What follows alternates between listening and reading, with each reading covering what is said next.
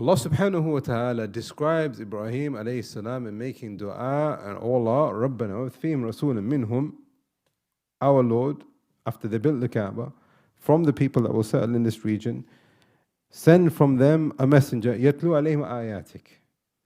He will recite to them your ayat. وَيَعْلِمُ الْكِتَابَ وَالْحِكْمَةِ, and he will teach them the kitab and the hikmah. Now here, this is one very important point that ulama have mentioned, that Ibrahim alayhi salam then supplicates, وَيُزَكِّيهِمْ إِنَّكَ أَنْتَ الْعَزِيزُ الْحَكِيمُ. Some of the ulama, such as Ibn Taymiyyah, Ibn al-Qayyim and others from the ulama have said, if you've got the kitab and the hikmah referring to the sunnah, we'll talk about that inshallah when we do Ta'at al-Rasul. If the person is following the kitab and the hikmah, but there is no tazkiyah, he hasn't got the very essence of following the kitab and the sunnah. Dua of Ibrahim alayhi salam here is that you've got the kitab, you've got the sunnah, you've got the religion, but it's purifying you. It's making you a better person. It's making your akhlaq better. It's making your ibadah better.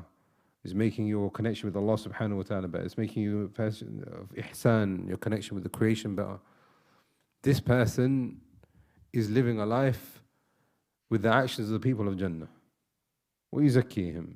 This is the dua of Ibrahim. Not just give him a kitab and sunnah, that's it. And there isn't any kind of symbol that is arising.